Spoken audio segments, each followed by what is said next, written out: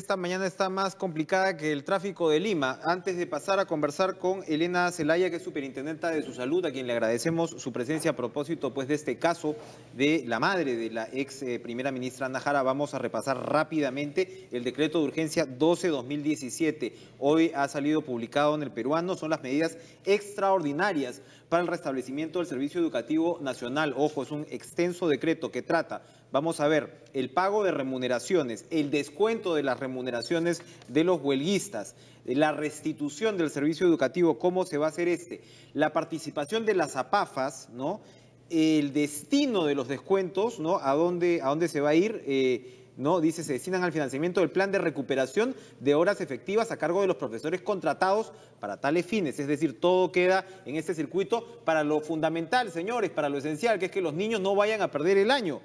La ejecución de acciones para la continuidad del servicio educativo, este es el artículo 8 de este decreto de urgencia, ¿no? Autoriza excepcionalmente al Ministerio de Educación, con independencia de su ámbito de competencia, contratar directamente servicios que sean estrictamente necesarios para garantizar la recuperación y continuidad del servicio educativo en favor de los estudiantes de educación básica. Bueno, los recursos educativos, ¿de dónde van a pasar? Y finalmente un comentario, el artículo 10 toca la difusión de contenido educativo a través del IRTP. Esta casa dispónese que el Instituto Nacional de Radio y Televisión del Perú difunde gratuitamente a través de los medios de radiodifusión sonora y por televisión a su cargo los contenidos educativos que le proporciona el Ministerio de Educación. Sabemos pues herramientas que pueden ayudar a paliar, así sea, no evidentemente no totalmente, este déficit, ¿no? Este déficit de clases de educación que han sufrido los niños. Vamos a ir desarrollando el contenido de este decreto de urgencia que regula pues cómo finalmente es que se va a enfrentar esta crítica situación. Y crítica situación fue la que denunció también Ana Jara, ex ministra, ¿no? Porque su madre falleció en el hospital Rebagliati, su madre de 80 años, dijo pues Ana Jara por no haber recibido la atención médica correspondiente. En un momento se habló pues del reclamo del DNI físico que no había, entonces de ahí también se le solicitó un pagaré a la ex primera ministra y bueno, al final la señora Yolanda Velázquez, ¿no? Falleció, sufría ella de fibrosis pulmonar y neumonía. Doctora Zelaya, ¿cómo está? Gracias por estar con nosotros. Gracias, Enrique. Buen día. ¿Qué sabemos hasta ahora de este caso?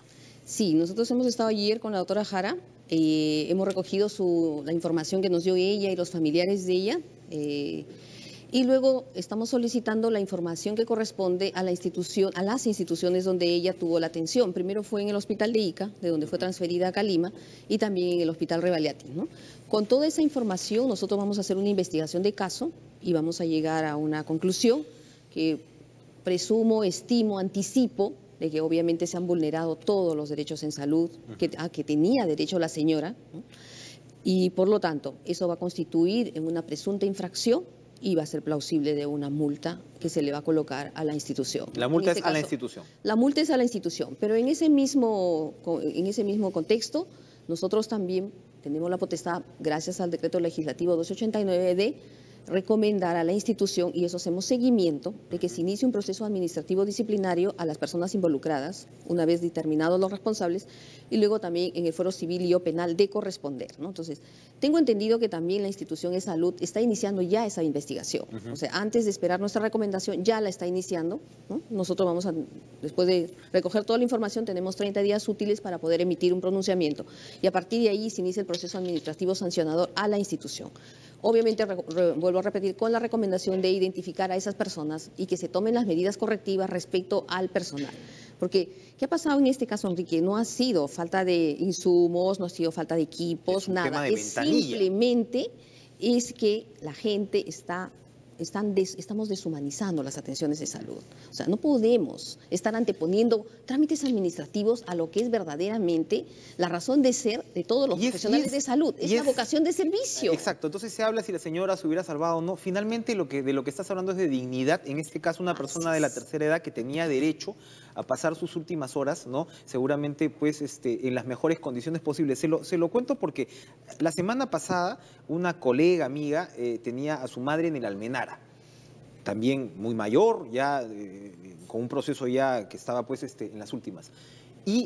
falleció efectivamente la señora, pero previamente, la noche anterior, ni siquiera dejaban que acceda un cuidador. Entonces la señora estuvo dando alaridos de dolor toda la noche, no le avisan a los familiares hasta el día siguiente. O sea, imagínese usted el contexto en el cual uno se tiene que despedir. Esto también era en E-Salud. Entonces yo veo que el señor Gabriel del Castillo, presidente, a quien hemos tenido acá y sabemos que enfrenta pues una situación en una institución indignado, pero uno se pregunta si esto ya es, como usted dice, una suerte de degradación de la cultura institucional de cómo se está atendiendo al paciente en el seguro.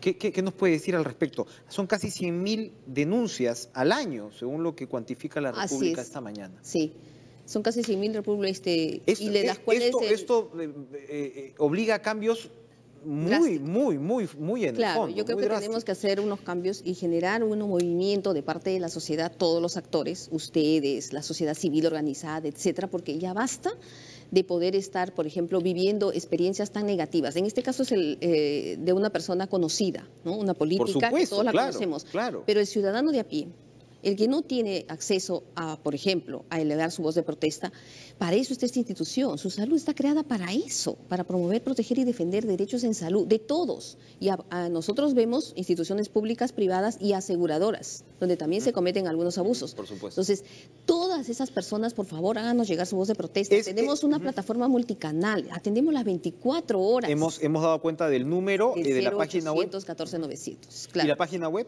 Que hay www.susalud.gov.p y tenemos un aplicativo móvil, Su Salud Contigo, que lo pueden descargar, ya están para todos los celulares, y desde ahí nos pueden enviar una voz de alerta de alguna llamada de atención diciéndonos en la emergencia del hospital tal, y no solamente salud, es a nivel nacional y todos los hospitales está sucediendo esto. Obviamente nosotros intervenimos, gestionamos la solución de eso hasta donde podemos, por supuesto. Eso es la queja, pero en lo inmediato, en un caso como este, ¿cómo debe reaccionar el ciudadano? En muchos casos los familiares están desesperados, es una situación... Llamarnos. ¿Cómo ustedes reaccionan de inmediato, en la medida de lo posible? La persona que contesta el teléfono es una persona que es un profesional de salud, que identifica verdaderamente dónde debe actuar, cuándo debe actuar y qué tiempo tiene para actuar. Si es una emergencia... ¿Y que tiene personal en los hospitales? No tenemos personal en los hospitales. Nosotros hacemos las conexiones telefónicas. Exacto. Agarramos y llamamos al jefe inmediato de la institución. Inclusive podemos llegar hasta el presidente del directorio. Yo varias veces le he pasado mensajes a Gabriel del Castillo. De frente al presidente del directorio, o sea, obviamente hay autoridades y llegamos allí y le decimos, bueno, en su emergencia hay un ciudadano que está reclamando por una atención, no se le está dando la atención oportuna o no le dejan, por ejemplo, en el caso suyo de la experiencia que cuenta. ¿Qué le cuesta? O sea, actuar de la manera como los cánones, los códigos de ética, las leyes, etcétera, dicen que debemos actuar en protección en función de los derechos. Entonces, conseguimos el 99% de resultados. O sea, solo el 1% pasa ya a una situación de investigación de queja por la magnitud del problema. Por ejemplo, en este caso, en el caso de la mamá de la señora que estamos iniciando una investigación, la mayoría de casos los solucionamos. Pero ¿quiénes son los que vienen de nosotros? Es un porcentaje mínimo, Enrique, de población. No son los millones ni miles de atenciones que se dan. Pasan por el mal trago y no lo denuncian. El problema es que la mayoría de ciudadanos asumen como normal esa condición. Y eso no es así. Tenemos el número de Su Salud en las pantallas. 0800 14-900. Y tenemos que nosotros comenzar a cambiar eso. ¿Cómo? Empoderando a la persona para que haga respetar sus derechos en todas las situaciones, mucho más en las atenciones de los hospitales. El 35% de denuncias, que como usted bien recuerda, es un caso de subdenuncias, ¿no? O sea, el universo tiene que ser mucho más grande, pero en lo que va de este año, casi 47.000 casos. El 35%, 36% tiene que ver en sí con el acceso a los servicios de salud. Evidentemente estamos hablando de una situación como esta. Pero el 53,3% tiene que ver con acceso a la información, que en muchos casos puede ser igualmente dramático. Así es. Esto quiere decir que estamos hasta las patas por ese lado. Por supuesto. No sabemos comunicar, no sabemos informar. ¿Qué es lo que sucede en las emergencias? No le dan un portazo y se mete el médico o la enfermera y le niega la información. Por ejemplo, el caso que me cuenta, la señora estuvo dando de la... ¿Por qué no le permiten un familiar permanente Algo allí? Elemental, ¿no? Elemental. La población peruana está envejeciendo, cada vez tenemos más adultos mayores. Ellos son los que demandan las prestaciones de las atenciones. Por Dios, tenemos que mirar, tenemos que cambiar, tenemos que enfocarnos en la persona. O sea, es una persona a la que estamos atendiendo haciendo, con toda su complejidad, con todas sus creencias, con todo eso. Respetemos a la persona, trabajemos en función de ello y no vulneremos más los derechos. ¿Cuánto tiempo lleva usted en el cargo? 1 año. ¿Qué ya tiene entonces una idea, me imagino, se va haciendo una idea de dónde está el problema? Yo sé que no es fácil, es algo sumamente complejo, pero ¿cuáles son los cambios que hay que realizar?